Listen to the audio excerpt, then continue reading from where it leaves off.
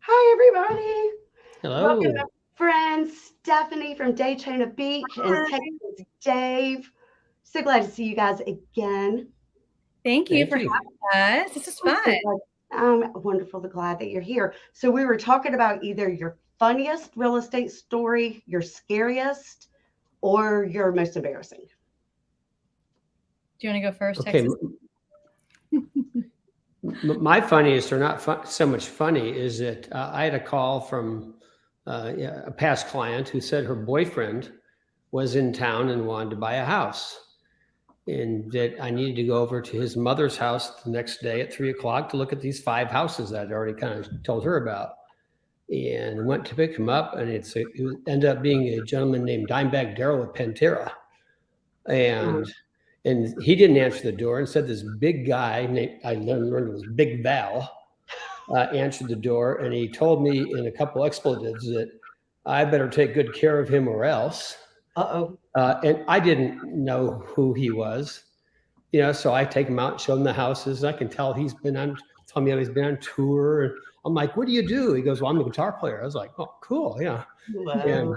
then he asked, can we stop at Guitar Center, which we have in Arlington? He wanted to, just, we were going past it. And I said, sure. Took us about an hour and a half to get out of there because everyone knew who he was and wanted his autograph. And I remember getting in the car and going, no, you're kind of famous, aren't you? Here, wait. Can you sign the MLS report? Well, we ended up being great friends. But I Oh, really was I didn't, he said, no, it was actually great. That I wasn't starstruck. I didn't, He probably loved right. it. He probably gets it yeah. all the time. He was probably like, thank God, finally some normalcy. Yeah, it turned into just a great, great friendship. And without going too far into it, they backed up Ozzy Osbourne for Ozfest in the group called Godsmack that had played. And No. afterwards, Daryl says, "Hey, you want to come backstage with me?" And okay, I'm good. And there was a guy there who had with Godsmack, and he says, "Let's do shots." Okay, let's do shots. This is great. So, being my normal realtor self, hey, who are you with? Well, Godsmack. I just watched you guys. You guys were great. What do you do? He was the lead singer. Oh, Oh. I bet they love that. I bet you're their favorite. And that's what Daryl said. He said, we're used to people going, oh my gosh. And here you are going, hey. I don't know who you are. And all I can say is people appear larger on stage, okay? So there's my kind of funny. And I did end up selling him a house and his brother a house, the bass player a house, and eventually became good friends with the whole band. Oh, well, congratulations. That's a good story, Dave. I thought you'd like that. Yeah, I do like Mine, that. I really don't want to follow that. Like mine's terrible. Let's see. I kept trying to think of something funny, but I'm not sure other people would think it was funny, so I'm not going to say anything funny. It's funny to me. Scariest. I had just started selling real estate. I was in like Altamont Springs, Orlando area. I didn't know anyone. I didn't know what I was doing. I got this lead. I don't even remember how I got him. His name was Chester, and I never met him. I didn't pre-approve him. I didn't do anything. I was just like, yeah, I'll show you some houses. That sounds good. So we go, and this guy pulls up, and he's like, he has a really nice car. He's super nice. He comes out, and we go to the front door, and the door, like, it's broken. Like, the glass is broken, and it's open. And we kind of push it open. It's supposed to be empty, and there's a mattress on the floor, and there's, like, needles. And he's like, he put his arm out with me. He goes, get back in your car. And I was like, in my car, and he walked the whole house and cleared it. He goes, okay, we're good. You can come in. But I was like terrified. I was brand new, didn't know what I was doing. My husband kept calling him Chester the Molester because I didn't know anything about him. So he's like, you're going to go show a house at Chester the Molester? You have no idea if he's approved? I'm like, I got to sell a house. I don't know what I'm doing. Sure. So I pulled up. I was terrified. But he was really nice. And we're still friends to this day. He bought the house, flipped it. He's cool. I still feel because now I think that's a great story. Yeah, I guess my funniest story, most recent story, was one of my teammates had a listing and I was showing it for them, and I dropped the key from the lockbox in between the front porch slats, and so anyway, bottom line, I couldn't get the key. Oh no! I couldn't get the key. Could not figure out how to get the key to save my life. So the client buyer, who had never met before, said, well, hey, I can hoist you in through this window. So I jumped on his shoulders. What were you wearing? I mean, then I unlocked the door and everything was. I ended up getting the key, but it was kind of funny to be hoisted through the window of a client that I'd never met before. That's so awesome. That's good. That's a way to build a relationship, man. Yes, right. That's exactly right. I hoisted Liz Merrick into the back of a car when she was too short to fit into it. I love it. I'm short too. But so what are y'all seeing in your real estate, in the real estate market in today's world? What is it you're seeing in Florida versus Texas? Things have definitely taken a dip here. I had a really busy June. I had like 20 closings in June. It was probably my busiest month. It was really, really good. It has come to an absolute halt. Like no one is doing anything. I've listed this adorable house just down the road from me. It's 3.2, 425, pool, renovated, adorable, like 3 showings in like 3 weeks. It's really slowed down. I think it has a lot to do with the rates. Yeah. So was your first quarter slow, or was your first like fast? It was as good the first quarter. Coming into this one, it's just like, my July and August are pretty slow. May was decent. June was really good. July is slow. I don't know. How is it in Texas? Mine was inverse to that. Oh, really? First quarter was dreadful. Fourth quarter last year, dreadful. Second quarter, fantastic. Right now, houses are jumping off. I've sold, 4 in the last week.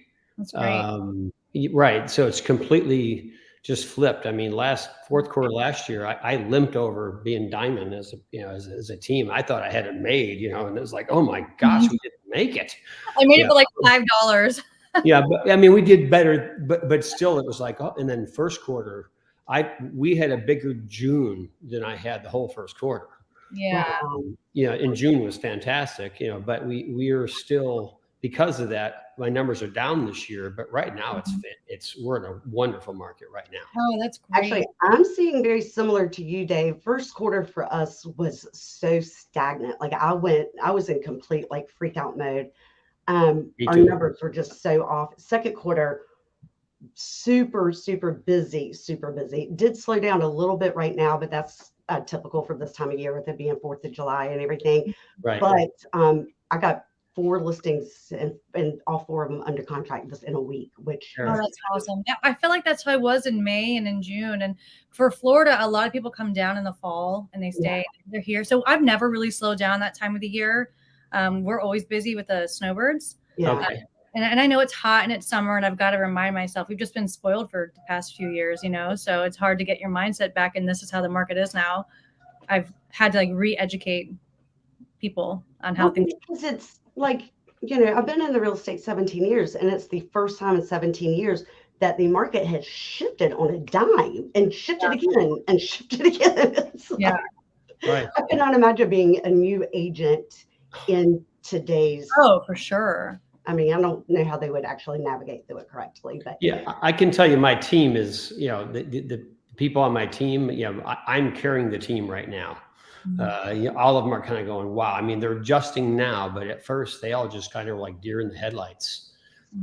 Whereas I know, hey, just keep working, keep doing what you've always been doing. Yeah, that's right. Keep doing the money making activities. It does come. You just have to lay the seeds. So for me, I feel for newer agents, because it is, they never really got, in my opinion, when I got in, it was very slow when I first got my license. So we had to dig and claw. So I learned to dig and claw. Whereas these guys all came in and just went, woohoo, the yard and 25 offers. Yeah, so now they're kind of finding out, I consider the basics, and they're having to really learn. I mean, not that they didn't know them, but they have to really, hone down on them. That's right. So what about prices? What are you seeing your prices right now compared to last year? Ours have shifted downward, not terribly, like not drastically. I think our median sales price last year was $357. I feel like that's kind of lower than I thought it was. I thought it was closer to $370, $380. But I'm sorry, I have it backwards. We're $350, and I think we're like I thought we were $370, $380, but when I pulled the report, it's like $350, and last year we were $357. It's about the same. Yeah, it's about the same, but I feel like it's gone down a little bit, but not much. The homes are appraising. People are waiting for them to drop, but I'm like, this is the market now. Like the homes are appraising. They're there. They're going to continue to go up, just slower. Not like it did. Yeah, and which is statistically what real estate does, right? I would tell people, anywhere from 1 to 3% appreciation per year. Who in the world has ever seen 30 and 40%? Yeah, that I think people were thinking that would come back. I mean, I'll be shocked if it comes back anytime that Not the at next that decade or two. Yeah, right. No way. And Dave, what do you see in your prices? Are they? Same thing. We've seen about 2% increase. Yeah. Like I said, go back several months ago, and I was going, oh boy. Well, now the prices are back stronger than ever. We have basically a 1 month supply of homes. Yeah, I looked, and my I just ran the neighborhood that I work hard, and I did homes and then townhomes, just to separate them, and they're identical. I mean, there is almost like exactly a 1 month supply of homes. Has your days on market increased much? Mine nearly doubled from last year. Yeah, but we went from like houses selling like hotcakes. Even last summer when interest rates went up, people were still buying. Yeah. Whereas now, I think it's like 42 days is the average now. I'm at 42. I'm at 98. We're at 55 days, but that's still not. I mean, it is longer than it was last year when we were at 22 days. Now 55. Right. So it sounds like different but the same. Yeah, very, very similar. And in our inventory we have about 1.5 months supply, so it's still a seller's market. What about very much? Yeah, we're about the same. I think we're closer to about a 2 month supply. We're about the same. Okay. Yeah. And then what's your advice that you're giving sellers? Is there anything that you're doing differently to make their houses stand out, or is it pricing? Pricing. I think it always comes down to pricing. We didn't really have to do things like open houses, and statistically, we know that they don't sell the home. They're for new agents. So, we don't statistically do it, but I do a lot of 55 plus communities. I also service Ocala, which is a totally different market. So I'm talking numbers. I'm talking Daytona because that's where I'm at right now. But I also service Ocala, and I have people in their 70s and who remember papers, books, open houses. So they want me to do them, and I'm like, guys, that's not really how it's done anymore. But I'll do them to make them happy. I did like 4, not me, but I had 4 done like this weekend on 4th of July weekend. So we're doing that differently. I'm just trying to tell them to hold out, just stick it out. There's peaks and valleys in real estate. We were at a peak, and right now I feel like we're at a valley, and we can only go up. So just hold out. If you want to sell it right away, then it's going to be a numbers game. Yeah. If you want to hold out, then just let's just see how this plays out. That's what I've been telling people. Be patient. And the inventory is still low. I mean, right? Mm-hmm. So what about you, Dave? What are you telling your sellers? Well, very similar. I've been doing open houses again, but also I do them in a neighborhood that everybody knows me. So half the time it's just to meet sellers who the neighbors come in and say hi. But kind of my slogan has always been to people that, I'm a big believer in the free market, and it will talk, but you must listen. That's right. And, if you're getting no showings, you're overpriced. Right. If you're getting showings but no offers, you're slightly overpriced. Mm-hmm. But, I mean, there is no substitute for that. There is no magic wand that you wave. The market's telling you. So are you listening? I got on a house last week. I had it at $1.5 million. I just dropped it to 1.4 last week.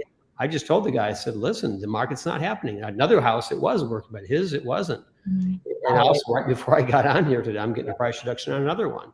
Yeah. No, but I agree with you. I'll tell them, I'm like, well, the market is telling us. The market. So I agree. If you don't get any showings, I tell people your house is getting rejected before they ever walk in. Yeah. If you're getting tons of showings and no offers, they're rejecting it once they're inside. So right. So either something is wrong, or you're just a little bit where they don't want to insult you. That's right. So either way, the remedy is the same. Right. You must lower your price to get offers.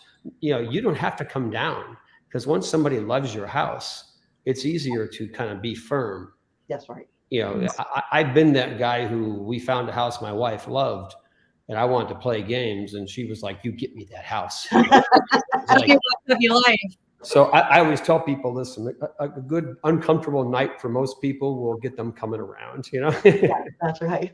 I think it's important to educate my sellers. Like, I show them all the marketing I'm doing from right off the bat. I tell them what I spend, where I'm putting it, what I'm doing. This is where it's going, so that when it does happen, if I know it's overpriced, I'm like, guys, I really don't think this is a good price, but if you want to try it, we'll try it and see how it goes. And then I can say, remember when I showed you all the stuff that I'm doing, it's definitely not an exposure issue. It's definitely not a marketing issue. The only other issue is pricing. And that really helps me talk them down. And we use Showing Time. I don't know if you guys do, and it has a pricing benchmark tool that I love.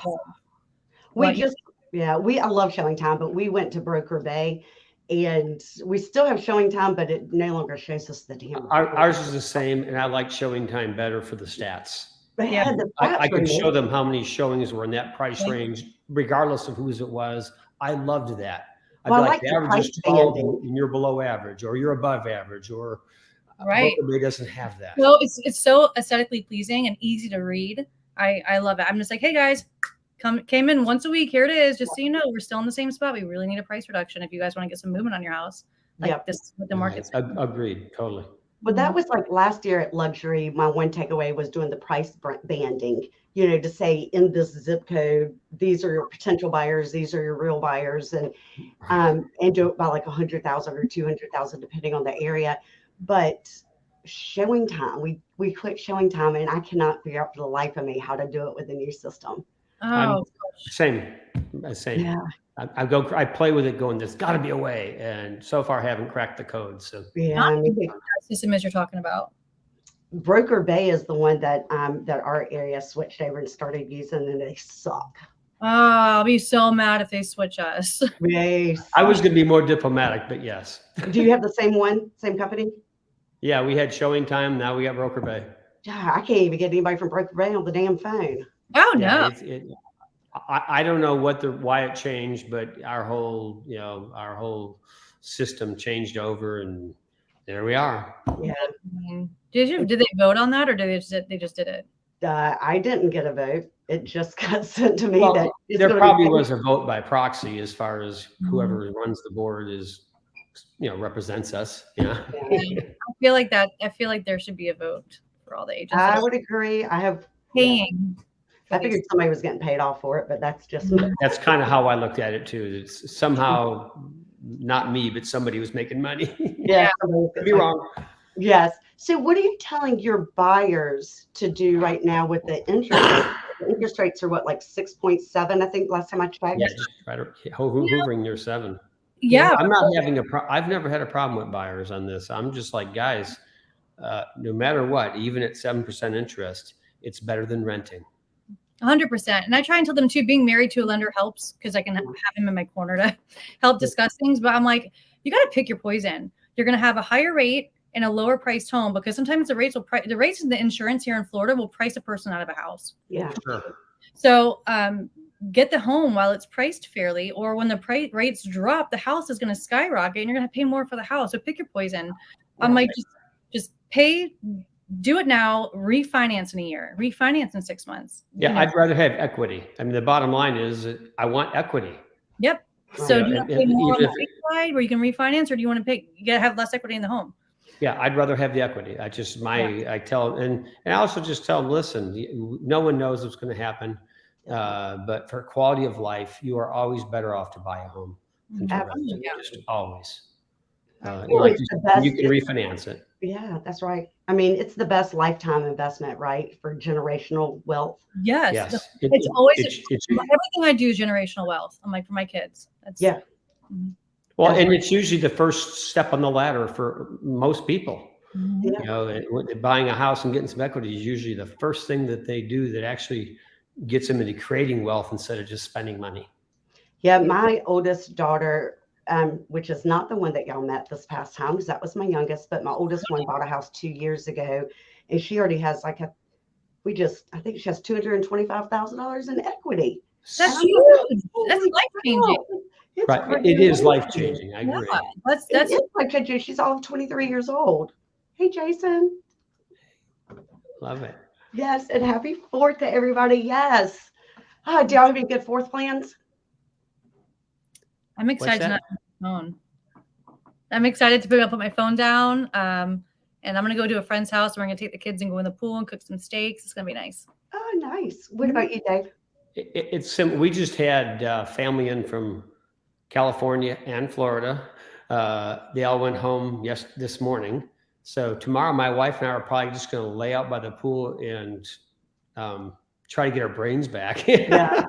I mean, it's great having family, but it's a lot of work. Yes. It's like I consider it herding cats. That's right. That was what I was able to take Saturday off, and we played on the boat Saturday, which was super fun. And then I worked all day yesterday and worked all day today. But tomorrow I'm taking off. And we love this island called Mesa Bar Island, which is a barrier island, 8 miles. You can only get to it by boat, but it's only a Nice. 10-minute boat ride from my house. So That's it is. amazing. It's super fun. Now, there's a section that will be wild and crazy for the 4th. Mhm. I will not be on that section. Right. My youngest daughter probably will be, if I had to guess. There's a place. There's a place for everyone. That's exactly Yeah. right.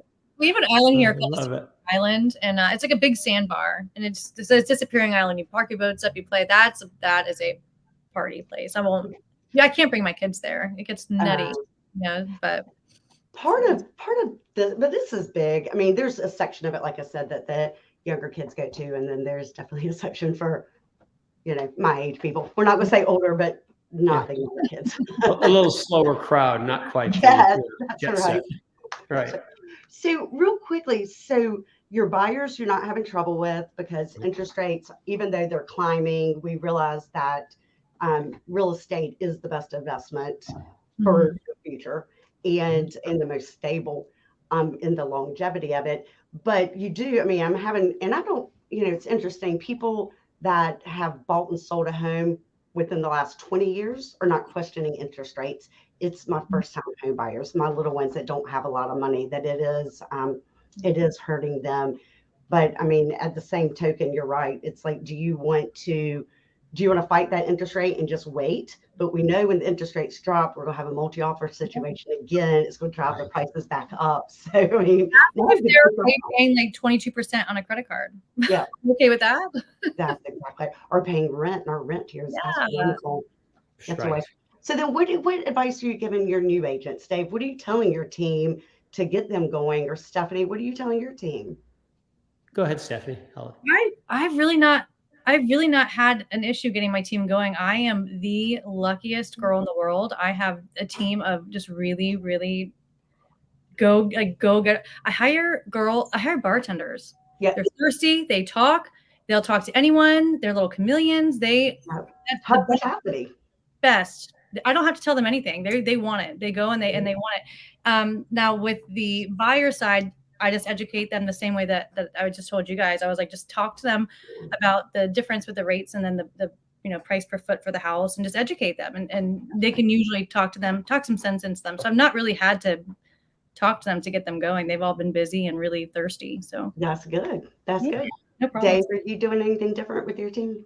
No, I mean, they've all kind of recovered. I mean, even though I'm the one who's done the most this year, they've all kind of weathered through it. One of them worked primarily with first-time home buyers. He's had a tougher time. Yeah. But he has shifted. I mean, I listed a house, 3 weeks ago, and talking about my son here, and he held it open that Saturday, and actually Friday night got a call and showed it and sold it. It's Wow. He's very good at that. And the others have just kind of, now they've adjusted it. They know what to say to people. And I'm like you, I have three others on my team that have all, the shortest one is 7 years. The longest one is 20 years this year. He started out as my assistant when he was a sophomore in college. That's my first one. My assistant was my first one. Yeah. And then my current, I call him transaction coordinator. I call her boss is what I call her. She started with me 9 years ago when she was right out of high school. Wow. And the junior college, now has her degree, and I've been able to hold on to her. So I have just a crew around me that I have total trust in. And so I feel like you. I feel so lucky that I have people that I can totally trust. They can trust me. I would, I want to take care of them. I want them to stay with me forever if possible. Oh my God, you sound like me. Everyone's like, oh, you're generous with you're bringing them on in this listing. Like, did they help? I'm like, no, but they have a slow month. So I'm going to bring them on the listing and I'll split it with them 50-50 because I want them to be happy. I want them to be here. I want them to learn. Yes. Alex is my admin. She's literally my boss. I ask her for permission for everything. Like I pay her and I'm like, I'm sorry, Alex. I'm sorry to bother you. Oh my God. Because she's the boss, Absolutely. The admin are the most important people. Mine, she's everything. She's my transaction coordinator. She's my admin. She's just, and I call her boss. She calls me chief. Give her whatever she wants. So I'll tell you, my every person is my oldest daughter, Allie, who is really big and pregnant. So I've been having major anxiety because she's worked with me for 9 years, and I literally, honestly and truly could tell you, I am terrified when she goes on maternity leave because half the stuff I don't know how to do, and I'm freaking out. But I was gonna say you're terrified for good reason. You know? Yes, exactly. Alex went on vacation for a week, and I was like, this girl does this on purpose. I didn't know my login for something. I'm like, Alex, I'm sorry to bother you, but I can't log in. And she's like, job security. And she's right. She was right. Yeah, last year after mine took a vacation, she got a raise. As soon as she came back, I was like, you got a raise. And please, can we just narrow down your vacations? Take more of them, just not as long, please. That's Right. how I feel. 3 or 4 days at a time. You can take them several times a year. It's fine. Perfect. Otherwise, I drowned. Yes. So Aw. funny. I love them. Yes, absolutely. So then what's your projection for the year? Do you think it's, Dave, it sounds like you're projecting it to end strong, hopefully. Well, Or who friggin' knows? who knows? I mean, our typical market is strong through about, August, and then it usually dips down from about mid-August to mid-September. That's when I usually go on vacation. In fact, this year we're going to Anna Marie Island in Florida at end of August, because I always find that there's a lull there, and then it picks up again for the rest of the year. We'll see. I don't know. Yeah. I'd like to think it'll continue like normal, but I'm still also being very careful on my spending and my, just watching everything. Yeah, that's right. Yeah. So, but it sounds like both of your prices are, Dave, you're going up a little bit, like 2%. Stephanie, it sounds like you're kind of hovering over the same, About which the has got to be a lot better than it was 2 years ago. So, I mean, and it's still a seller's market. You still have low inventory. So Right. they're moving. Yeah, Yes. I don't anticipate much of a problem at the end of the year. Again, I do the 55 and over. I do a lot of the active adult communities, and that's when they come down. So I'm anticipating it to be slow in July for me, maybe into August. I really think it's going to pick up around September for us. So I'm going to enjoy a little bit of the slow after the craziness that we just had the past few months, and then just Right. Yep, I agree 100%. And I thank y'all for coming. No, Well, I think yeah. I'm nervous. I don't like these things. You did a great job. Nothing to be nervous about, right? No, it was fun. It was good. Hi, I- Laurie. Oh gosh. Thanks for having us on. Really I'm appreciate so it. glad that y'all came. And y'all have a happy 4th of July. Thank you. You too. Absolutely. We will Okay. talk to you later. Thank you Bye-bye. again, guys. Bye. Bye. You're welcome. Bye-bye.